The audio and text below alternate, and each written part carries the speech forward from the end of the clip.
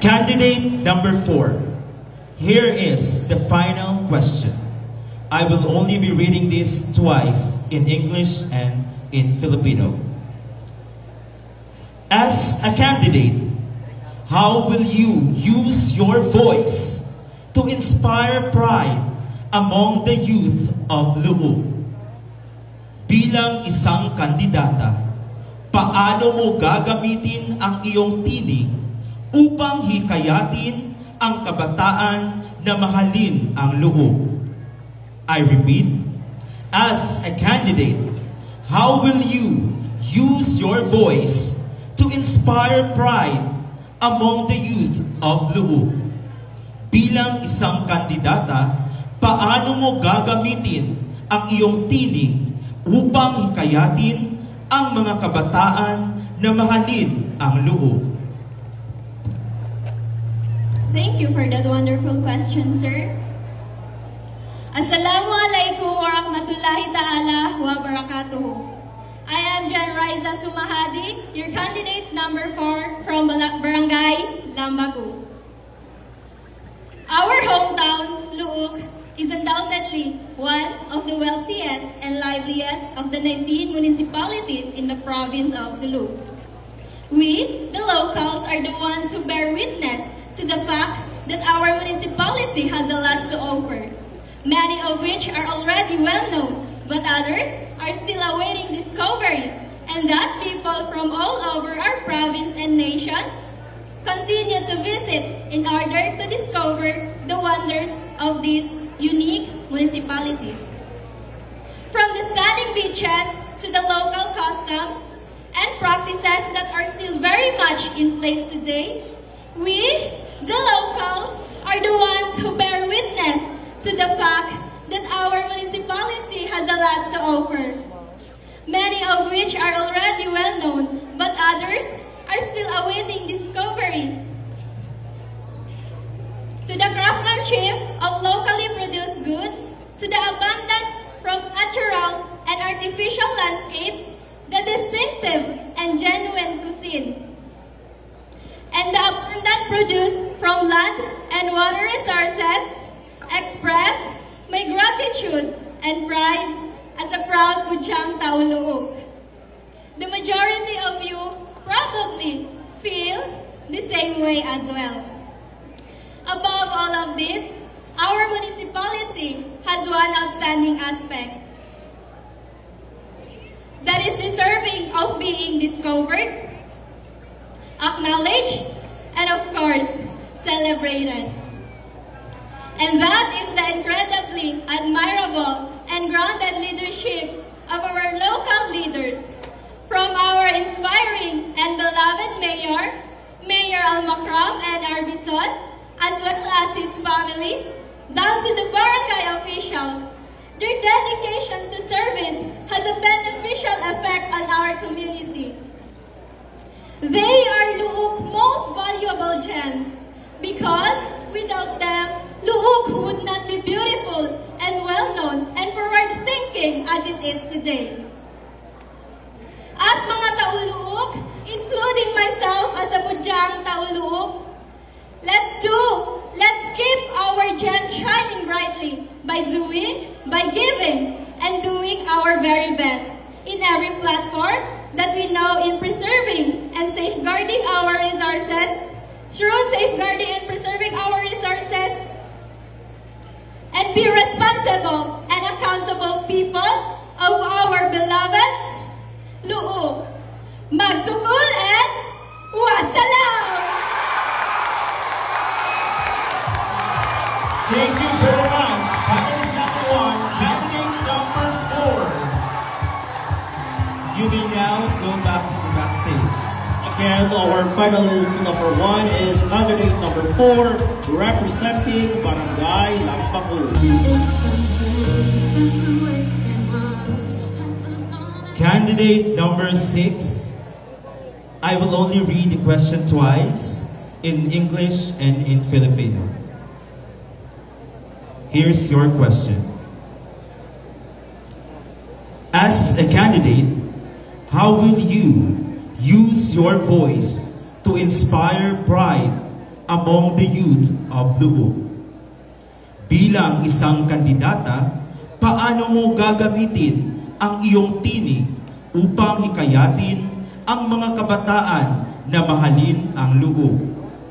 Once again, as a candidate, how will you use your voice to inspire pride among the youth of Luo? Bilang isang kandidata, paano mo gagamitin ang iyong tinig upang hikayatin ang mga kabataan na mahalin ang Luo? Thank you so much for the questions. As a candidate, I will use my voice to promote youth empowerment and remind them that to never forget where you came from, be proud of our culture, and carry the kindness and the strength of our people. Yes, you are the future, but never lose sight on your roots, because it resembles as our identity and pride as a Tauluuk and as a Tausug. Thank you so much. Thank you very much also, candidate number 6, our last finalist for the final question and answer portion. So there you have it, ladies and gentlemen. Our candidate number 5 is finalist number 2. Okay, finalist number 2. Your question, the final question runs this way. Again, I will read it twice, both in English and in Filipino.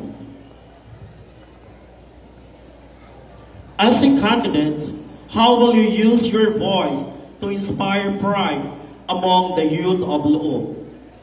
Bilang isang kandidata, paano mo gagamitin ang iyong tinig upang hikayatin ang mga kabataan na mahalin ang Luo? Again, as a candidate, how will you use your voice to inspire pride among the youth of Luo? Inuulit ko, bilang isang kandidata, paano mo gagamitin ang iyong tinig upang hikayatin ang kabataan na mahalin ang Luo? Thank you for that question. Salam kazajahitraan raayat sin Luo. I believe we, the youth, are both the voice and the guardians of tomorrow's shores. I believe I would use my voice to inspire the youth as myself, not just to be the voice for the unheard people, but also to be the inspired one to preserve for our shores, for our beauty of Luo. To the youth, I believe that we are not just youth as it is. We are the youth for the change of our community. Our voice is not just voice itself. We could use this to create a change for our community. Because we youth are the pag-asa ng bayan, sabi nga ni Jose Rizal, di ba? So, if we are all ourselves, we know how we could do that. And as for me, I will use this voice to advocate, to implement, and to be the voice of the young generations and to be the pride of the youth here today. Thank you. Thank you and congratulations. Candidate number 5. Give her first few seconds to relax. Are you now ready, candidate number 12? Sir Lobby, can you please hand over the mic? Inshallah. This is your final question. I will only repeat this twice in English and Filipino. As a candidate, how will you use your voice to inspire pride among the youth of Luo? Bilang isang kandidata, paano mo gagamitin ang iyong tinig upang hikayatin ang mga kabataan na mahalin ang Luo? I repeat, as a candidate, how will you use your voice to inspire pride among the youth of Luo. Bilang isang kandidata, paano mo gagamitin ang iyong tinig upang hikayatin ang mga kabataan na mahalin ang Luo? Thank you for the questions. As a proud Luoknons, I would love to tell us stories of how beautiful the Luok is and the people. I will tell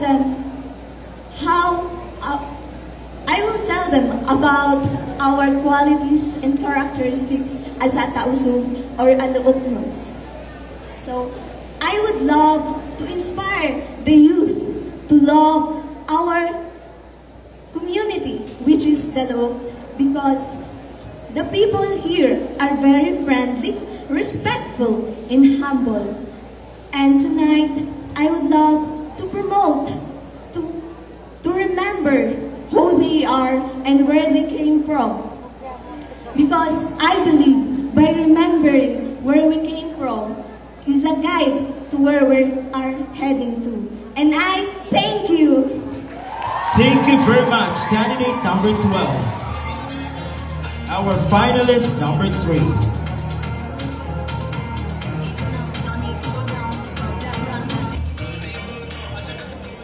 Relax for a second. Are you now ready? Here we go. The final question goes like this, and I will read it twice, both in English and in Filipino. As a candidate, how will you use your voice to inspire pride among the youth of Luo? Bilang isang kandidata, paano mo gagamitin ang iyong tinig upang hikayatin ang kabataan na mahalin ang Luo? Again, I repeat, as a candidate, how will you use your voice to inspire pride among the youth of Luo?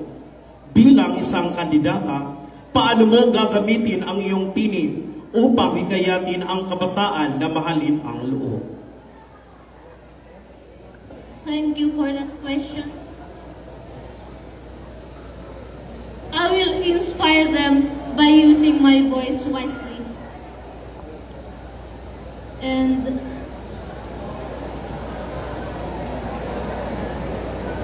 with purpose, of course. I will tell them to never stop learning and remember that success comes from hard work and compassion. Thank you so much. Thank you very much. Our finalist number 4, candidate number 11. To conclude the final question and answer portion,